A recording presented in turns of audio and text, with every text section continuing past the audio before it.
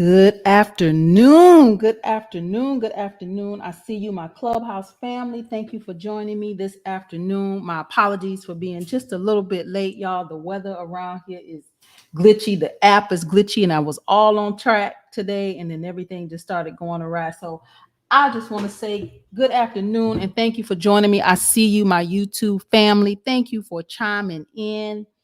Y'all, this campaign trail is heating up. When I tell you, it is like somebody is slowly turning up the fire on this thing. Whew. It's getting hot. It's getting hot. It's getting hot. And I anticipate, honestly, for it to get hotter and hotter and hotter. We have a race to win on May 24th of 2022. I am Tamara Johnson Shealy. If you are following me right here on YouTube, hit that like button, hit the subscribe, hit that notification, and share, family. I tell you, we will not get reparations. And I repeat, we will not get reparations without negotiations. We have to go to Congress, y'all, prepared to negotiate. I was told by someone on the back channel that maybe we need to go in there and just hold back and withhold our vote and not, give in and just, I don't want to play hardball. I'm going in negotiating because what I'm finding and what we're finding with keeping up with Congress is that these people are playing politics, and we're going to play too. We're going to do what we need to do. We're going to make these deals because we got to make this happen. So again, thank you for following me. Hit that like button, hit the subscribe button, hit that notification button, and share. If you're following me right here on the Clubhouse, I'll come to you at the half hour. I won't give you all the bills today because I'm going to try to get over to the Clubhouse space and try to catch up over there. I've been following some of the rooms, and I tell you, they going in some of these spaces. I don't understand why we got so much time to fight each other. And that's where I find the problem. We don't have time to be fighting each other. We got so much work to do. So many people that don't understand why this is important. They don't understand that, we're on a race to the bottom in this country. Not only are we watching China and Afghanistan, we got to be mindful that we got to keep America first. And I say that because I'm an American. My ancestors' blood, sweat, and tears are in the soil of this land. It's America first, family. It's America first. We got to make sure we are stable enough to help somebody else. When you're not right, how you going to help somebody else? And America is guilty of trying to save the world when we're falling apart right here at the seams. So let's dive in. I always like to bring you some information about what's going on in reparations, but we're going to start this afternoon out with, I know that Congress is not in session, but there are a few hearings that are happening. Here's one that is happening on Wednesday. When is the 1st? September 1st at 1:00 p.m. The House Small Business Committee, they're having a hearing. It's what comes next? What comes next? PPP forgiveness. So those of you who have received, or if you know folks who have received any PPP funds, they're talking about the forgiveness of these small business incentive that was given out during COVID. So let's pay attention, y'all. What comes next is the title of this hearing, PPP forgiveness. It is on September 1st at 1:00 in the House Small Business Committee. Wanted to bring you some information about, of course, reparations. I found a news article. I'm going to make this larger for those of you that are watching me right here on YouTube, but you'll be able to hear it in Clubhouse. Asheville, North Carolina. Asheville has made some strides. Let's make this larger and we can play this news clip. Also new tonight, the city of Asheville is taking another step forward in the reparations process. City leaders are now choosing a company to serve as project manager. News 13's Andrew James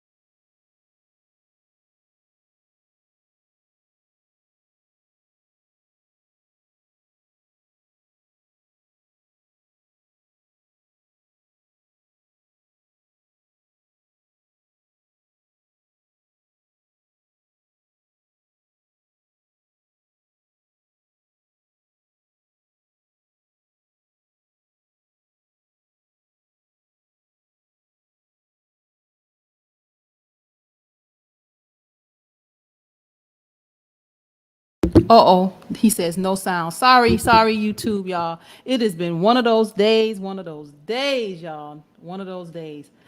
So HR 991, HR 991, thank you, Don. HR 991 is Preserving Safety Net Integrity Act of 2021. This is Representative Bob Good, Representative Bob Good. He's a Republican out of Virginia. It says this bill prohibits the Department of Homeland Security from rescinding, revising, or suspending the final rule titled Inadmissibility on Public Charge Grounds. So I looked this up, didn't know a whole lot about it, but I remembered some of this from law school, y'all. So I kind of wanted to dive in to see how much I really did know or didn't know. And I was kind of somewhere in the middle, which I felt pretty good about, like I wasn't completely clueless. So Representative Bob Good, Virginia, introduced the Preserving Safety Net Integrity Act of 2021 in response to the announcement that President Biden has instructed federal agencies to review the Trump administration's public charge rule.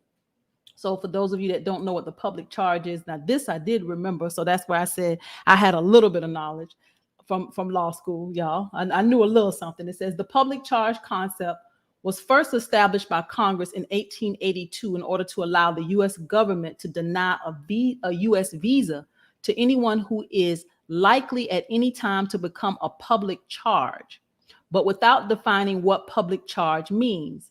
It says under the former Trump administration, the public charge rule was interpreted broadly to reduce the number of people who were eligible for green cards and other visas by redefining what made them dependent. Here's the key part: dependent on government benefits or likely to be in the future. So that is the root of the public charge, is whether these immigrants will be dependent on government benefits or likely to be in the future. So going back to this legislation, it says President Biden has undone many of the Trump administration immigration policies that put America first.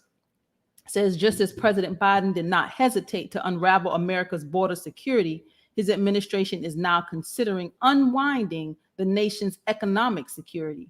And this is Representative Bob Good. He says, ensuring immigrants can provide for themselves is critical to the health of America's economy. It says reversing the Trump administration's public charge rule will cause America's immigration system to further burden the overtaxed American workers.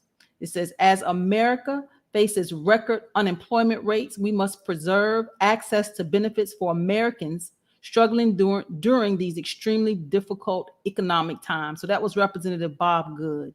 His concern is making sure that Americans are taken care of before immigrants come into this country and become, in his words, a burden on the overtaxed American workers. This is Rosemary Jenkins. She's a director of the government relations of this Numbers USA. This is the article. It says, the United States has had public charge laws on the books since the late 1800s. It should be common sense that we want to ensure that immigrants to our country can support themselves and contribute to our economy rather than compete with poor Americans for limited government resources. It says, moreover, American taxpayers should not be forced to subsidize immigrants simply because our government refuses to enforce laws that have been in place for over a century and insist on importing poverty. So she says that that with this kind of loosening, it is importing poverty. So this is quite interesting. This is HR 991, Preserving the Safety Net Integrity Act of 2021. HR 992 is No Taxpayer Funding for the Chinese Communist Party Act of 2021. No taxpayer funding for the Chinese Communist Party Act of 2021. This is Representative Bob Good again, Republican out of Virginia. It says this bill requires the Department of Justice to report to Congress on the extent to which China has benefited from the U.S. taxpayer-funded research. The report shall also contain information including 1, a list of U.S. government-funded entities that have hired Chinese nationals, and 2, a list of U.S. government programs in the science, technology, engineering, and math fields that have cooperated or affiliated with research institutions in China or Chinese Communist Party entities. So they are trying to drill down on what our relationship is and has been with China. So I ain't mad at them, y'all. This is Republican Bob Good out of Virginia. HR 993, this is the Second Amendment Preservation Act. Second Amendment Preservation Act. This is Representative Marjorie Greene Taylor. Y'all, she is out of Georgia. She is representing the northwest corner of Georgia, and she, y'all, is as radical as people from the left may think she is. She's pretty much far right. But I can honestly say I respect anybody that goes to Congress and do what the hell they say they're going to do. And she's one of those persons. So she told you what she was going to do before she got there. So I hell, I mean, you made it clear who you were, and you didn't sugarcoat it, and you went to Congress to do exactly what you said you were going to do. So this is the Second Amendment Preservation Act. This is Marjorie Taylor Greene. This bill prohibits the use of fiscal year 2021 appropriations, appropriations. It says to enforce any measure, law, regulation, or guidance issued by the Bureau of Alcohol, Tobacco, Firearms, and Explosives after November 1 of 2020, or to enforce, implement, or advance any measure, law, regulation, or guidance relating to the lawful use, purchase, sale, possession, or transportation of firearms by any U.S. citizen. So I just wanted to look her up and hear put it in her words, what this actually means. This is a quote. She says, "Throughout my campaign for Congress, I promised the people of Northwest Georgia that I will be the strongest defender of gun rights on Capitol Hill." It says the Second Amendment Preservation Act prevents the federal government from using our taxpayer dollars to enforce gun control or law-abiding Americans. It says our God-given right to protect our country, ourselves, and our families shouldn't be up for debate. I'm proud to introduce this legislation endorsed by the American Firearms Association that will defund the enforcement of tyrannical gun control laws. So she is not playing. Do not touch her guns. I ain't mad at her. She told y'all what she was going to Congress to do. HR 994, Justice is Not for Sale Act of 2021. Justice is Not for Sale Act of 2021. Representative Gajalva, Democrat out of Arizona. It says this bill will prohibit federal, state, and local governments from contracting with private prison companies and end immigrant family detention. It said additionally, the bill prevents companies from overcharging inmates and their families for services like banking and phone calls, and increases oversight of immigrant detention facilities to ensure humane treatment. So this is Representative Grigalva. I'm trying, y'all. Grigalva. The Justice is Not for Sale Act to ban private prisons and end immigrant family detention.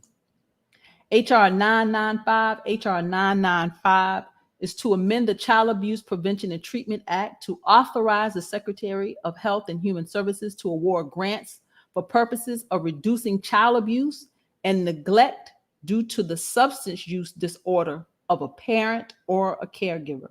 So this is HR 995, y'all. HR 995 to award a grant for purposes of reducing child abuse and neglect due to the substance use disorder of a parent or a caregiver. This is Josh Harder. He's a Democrat, Josh Harder out of California. So I am Tamara Johnson Sheila. Y'all, we got a few more minutes. Let me dive into these Senate bills. I hate that I was just a few minutes late, but I am coming over to the Clubhouse space in just a few minutes, y'all. S541 is the Nuclear Waste Informed Consent Act. Nuclear Waste Informed Consent Act. This is Senator Catherine Cortez Masto, Democrat out of Nevada.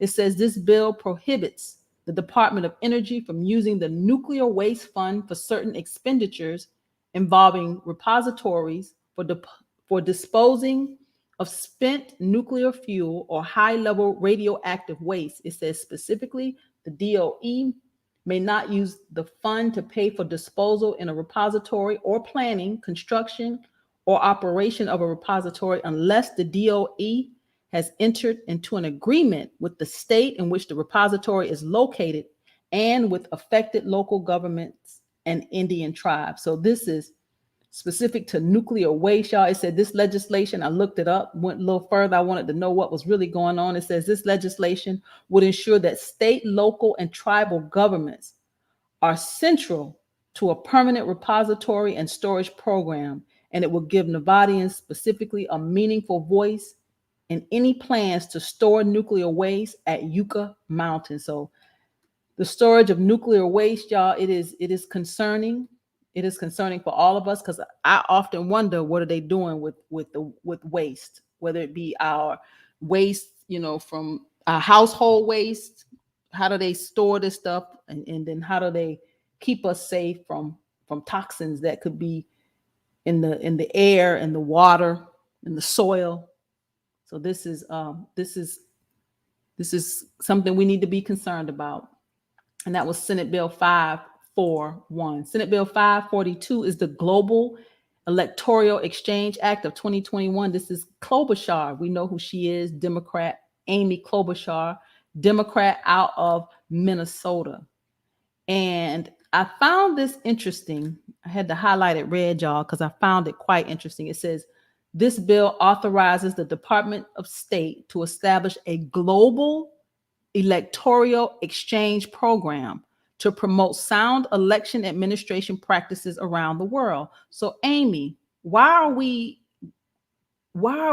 interfering? Because we don't want people interfering in our elections. So why are we initiating policy to interfere with other nations and their elections? So let me read this again. It says, this bill authorizes the Department of State to establish a global electoral exchange program to promote sound election administration practices around the world.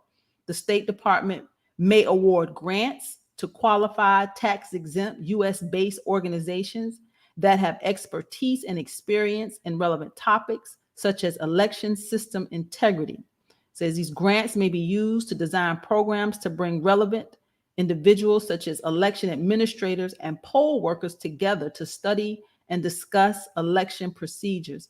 Why are we interfering? We don't want people interfering in our elections. Why are we interfering in theirs? Amy Klobuchar, Democrat, Minnesota, keeping up with Congress, y'all. S543 is the Cattle Market Transparency Act of 2021.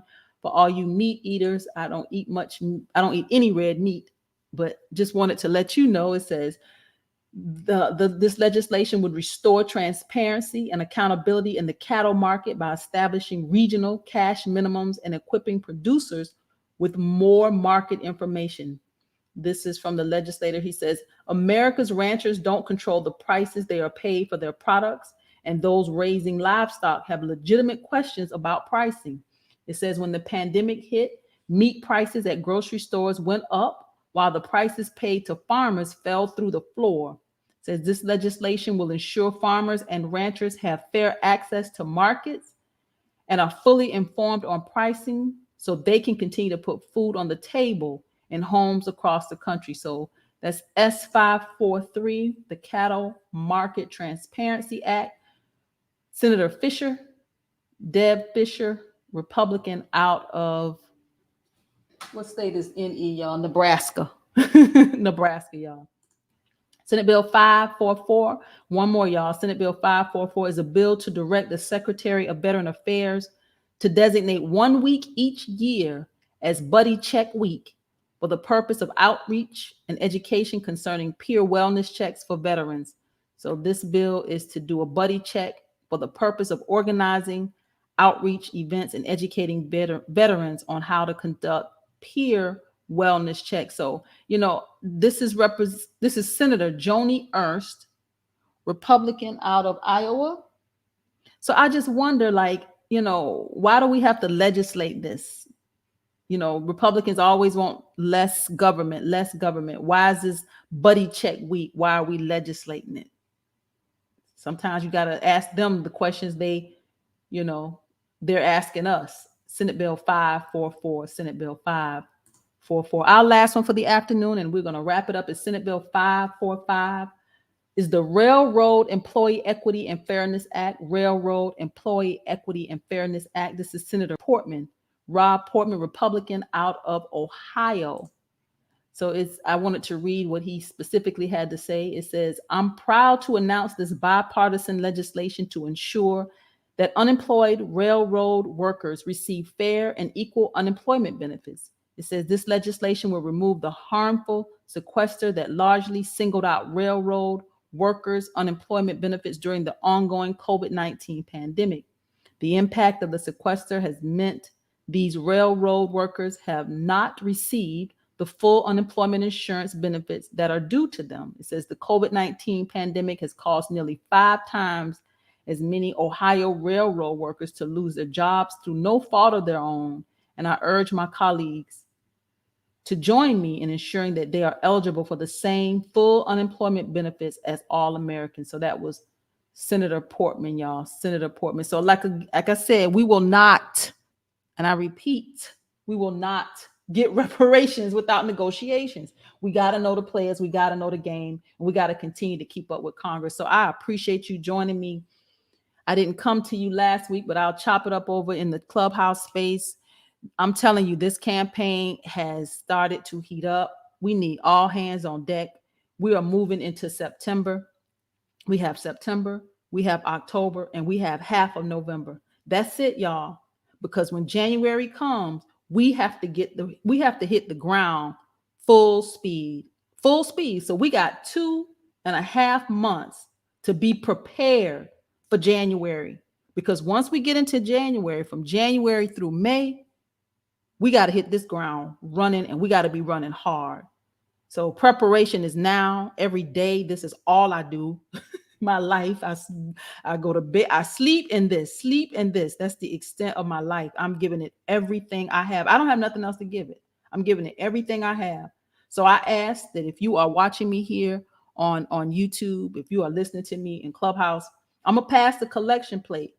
Please go to my website, make a contribution, contribute what you can, get on a rotation. If that's how your life works, I can give to you this much on this day, this often, however it needs to work. We need all hands on deck. There's not another race for me to run here in Georgia. I am done politically. Not only I'm running this race, but if those of you that don't know, this is not my first, not my second, not my third, not my fourth. This is my 5th consecutive run for office. Your girl ain't got nothing else I could do after this. I think I've done more than the average.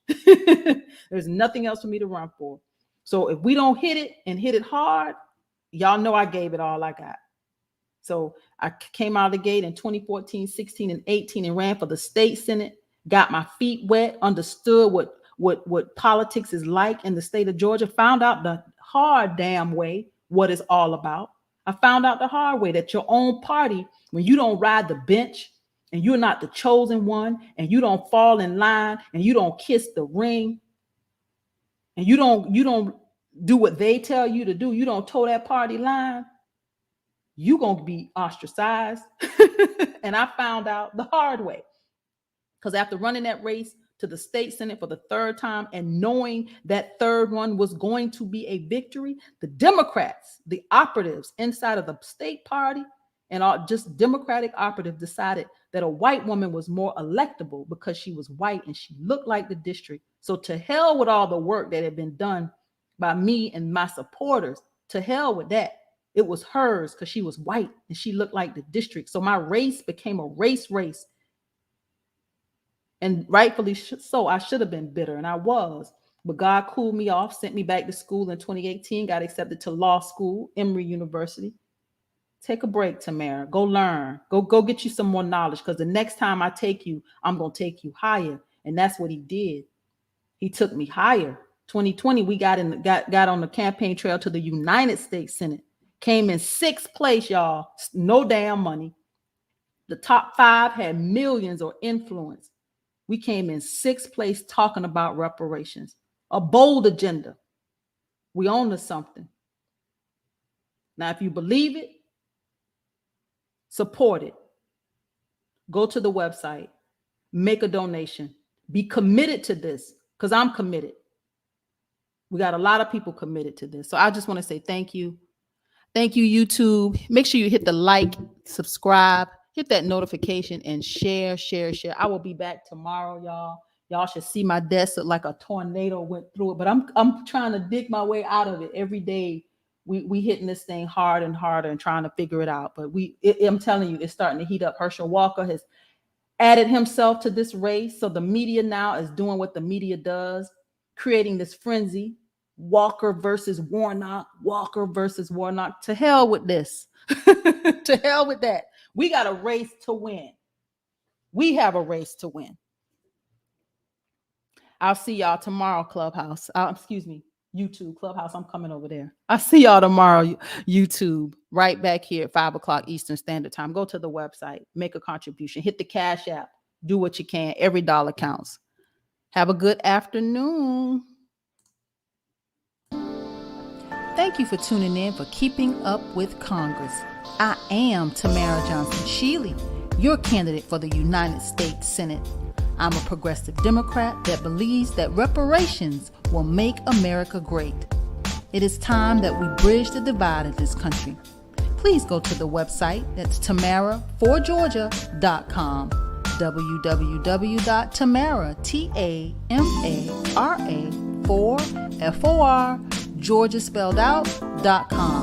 Please join me Monday, Tuesday, Wednesday, Thursday, 5 p.m. Eastern Standard Time